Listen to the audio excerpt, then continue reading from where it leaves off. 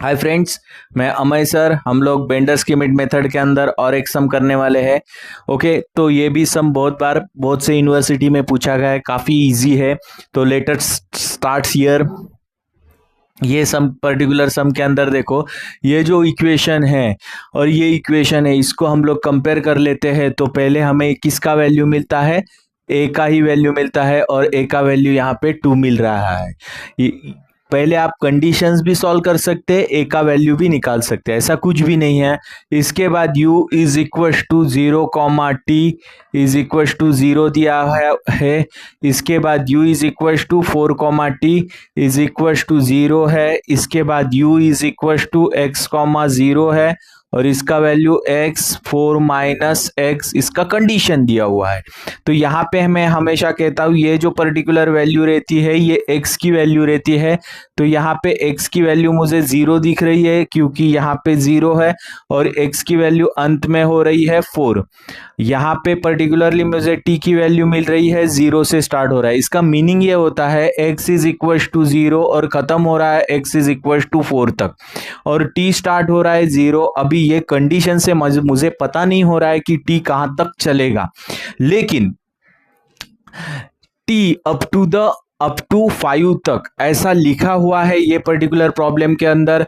तो हम लोग यहाँ पे t का वैल्यू 5 ले लेते हैं। लेकिन कोई कोई सम में नहीं दिया होता है तो तभी हमें एज्यूम करना पड़ता है। तो कैसा एज्यूम करना है, क्या करना है, इसके पहले वाले सम में मैंने किया हुआ है। आप मेरी पार्शियल डिफरेंशिएशन की प्लेलिस्ट देखेंगे, बेंडर स्किमिट मेथड के बहुत सारे सम इसके पहले मैंने सॉल्व किए हैं, वो आप देखेंगे तो आपको वहां से पता चलेगा। तो ये होने के बाद मुझे ये वैल्यूज मिल गई। तो यहाँ पे देखो के निकालना है हमें, तो उसके लिए A H square by 2 formula है। तो एच का वैल्यू यहाँ पे इन्होंने दिया हुआ है 1, मतलब प्रॉब्लम के अंदर ही गिवन है। तो के इज इक्व टू ए का वैल्यू क्या हो रहा है, यहाँ पे ए का वैल्यू 2 है, एच का वैल्यू क्या है 1 है, डिवाइडेड बाय 2, ये स्क्वायर होता है, 2 2 चला गया तो के का वैल्यू हमें मिल रहा है 1। मतलब के का वैल्यू इस पर्टिकुलर प्रॉब्लम के अंदर 1 मिल रहा है, एच का भी वैल्यू 1 मिल रहा है। तो ये सम काफ़ी आसान होने वाला है। तो यहाँ पे टी ये अपना कंडीशंस है।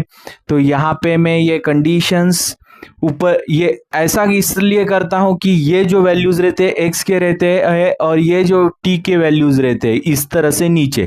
तो टी के वैल्यूज जो बढ़ते हैं वो के से बढ़ते हैं और एच के वैल्यूज के ऊपर जो इंटरवल चलता है तो एच से चलता है एक्स के वैल्यूज के ऊपर। तो ये स्टार्ट होगा 0 से x का वैल्यू और इसका इंक्रीमेंट होते जाएगा 1, इसके बाद 2, इसके बाद 3 और अंत में 4।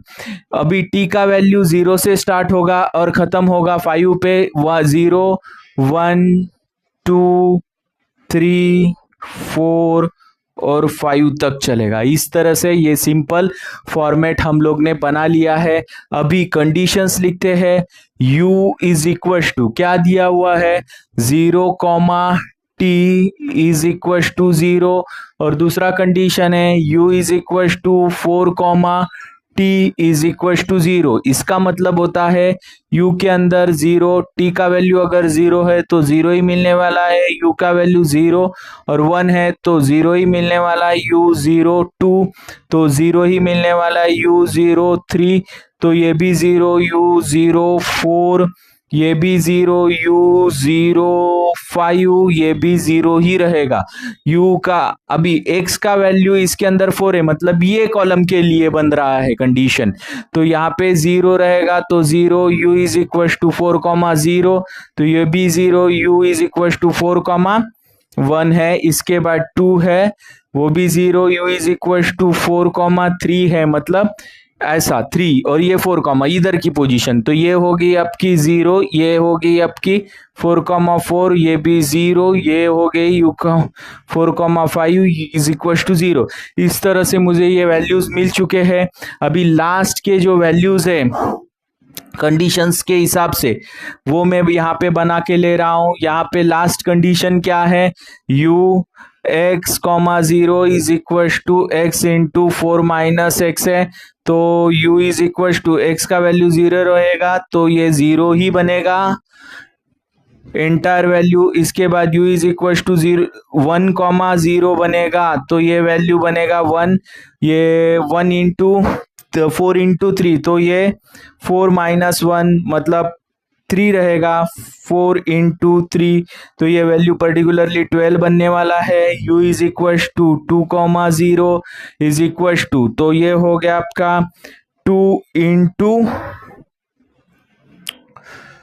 सॉरी ये पर्टिकुलर वैल्यू बनती है, देखो ये हो गया आपका 3 और ये 1 मतलब ये वैल्यूज मेरी बनेगी 3।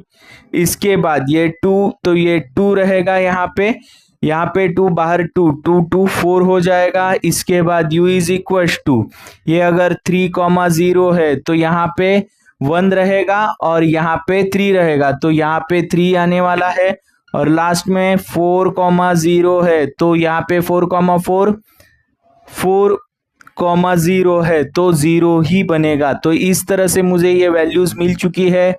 ये वैल्यूज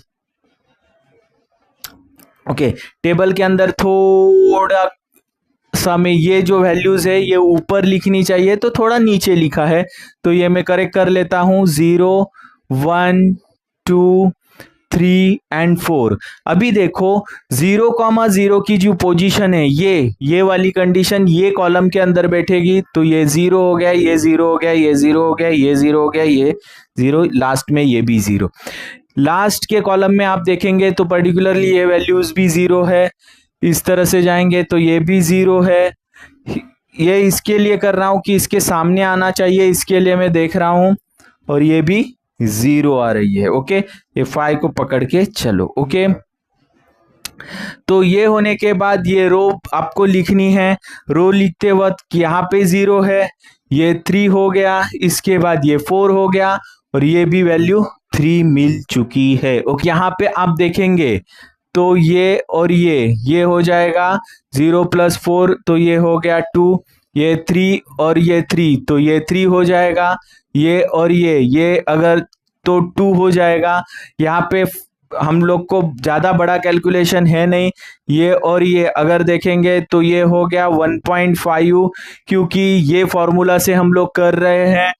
इसके बाद ये 2 है, ये 2 है, 2 + 2 4 होता है, उसको डिवाइडेड बाय 2 होता है तो 2 ही हो जाता है। यहाँ पे अगर देखेंगे तो 3 + 0 3 होता है, डिवाइडेड बाय 2 होता है तो 1.5 हो जाता है। सिंपल से चल रहा है ये सम, कुछ इसके अंदर डिफिकल्टी है नहीं। 0 + 2 2 होता है, 2 से डिवाइड करेंगे तो 1 मिलता है। यहाँ पे अगर 1.5 है 1.5 तो ये 1.5 मिलेगा। 3 होता है, डिवाइडेड बाय 2 1.5 रहेगा। यहाँ पे भी सिंपल 2 + 0 तो 2 डिवाइडेड बाय 2 तो ये 1 मिलेगा। यहाँ पे हम लोग करेंगे तो ये 1.5 है, 1.5 को डिवाइडेड बाय 2 करना पड़ेगा। 1.5 डिवाइडेड बाय 2 तो ये हो जाएगा 0.75। ये अगर करेंगे तो ये आपको 1 मिलेगा। यहाँ पे भी 0.75 मिलने वाला है। यहाँ पे आप देखेंगे तो ये 1 है और ये हो जाएगा 0.5। यहाँ पे आप देखेंगे तो ये मिल जाएगा आपको 0.75 और यहाँ पे आप देखेंगे तो 1 को डिवाइड करेंगे तो 0.5 मिलने वाला है। इस तरह से ये लास्ट कॉलम हमें मिल चुका है। यहाँ पे आप देखेंगे तो ये टेबल ही इसका बेंडर्स लिमिट मेथड का आंसर रहता है और आप इसका स्क्रीनशॉट ले लो। और अगर ऐसे पर्टिकुलर बेंडर्स की लिमिट मेथड के अंदर कोई भी डाउट है, कोई भी क्वेश्चन है तो कमेंट बॉक्स में कमेंट करके ज़रूर पूछ लेना। और अगर मेरे वीडियो आपको अच्छे लगते हैं तो लाइक, सब्सक्राइब और शेयर करना ना भूलना। Thanks for watching my video.